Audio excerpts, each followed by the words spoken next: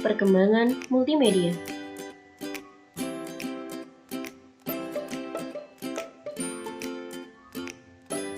Awal mula multimedia. Istilah multimedia berawal dari teater, bukan komputer. Pertunjukan yang memanfaatkan lebih dari satu medium seringkali disebut pertunjukan multimedia. Hypercard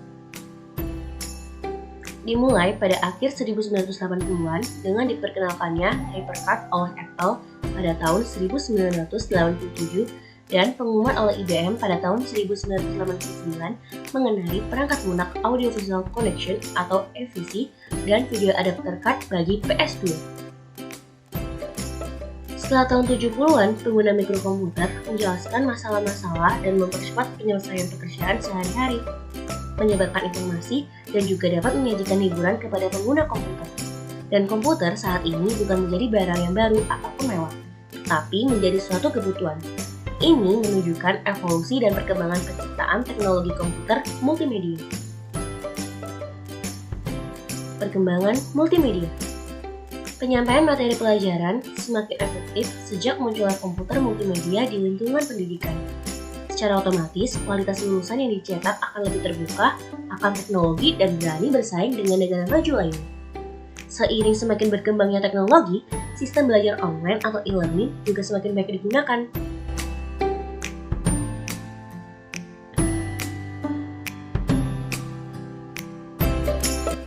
Multimedia dalam pendidikan modern. Kehadiran multimedia membuka satu era baru dalam proses belajar dan mengajar. Multimedia menjadi suatu alternatif yang sangat baik dalam proses penyampaian bahan pembelajaran.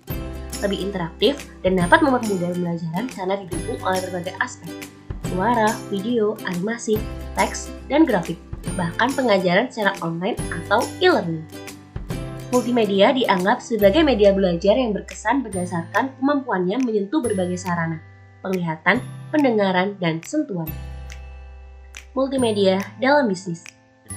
Dalam segi bisnis, multimedia juga semakin dikembangkan.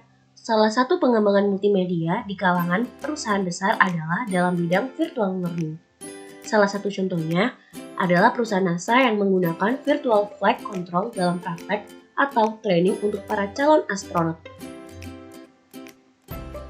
IP secara de facto tumbuh sebagai standar dalam perusahaan-perusahaan besar informatika, internet, dan berbagai jasa yang berkaitan dengannya adalah perlengkapan yang mengubah secara mendasar struktur dan jasa satelit komunikasi.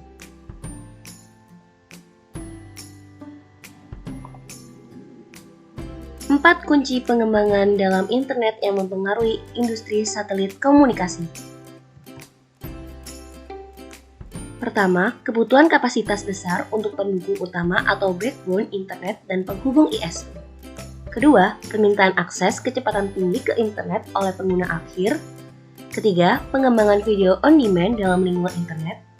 Keempat, permintaan untuk akses secara universal dan ke seluruh dunia.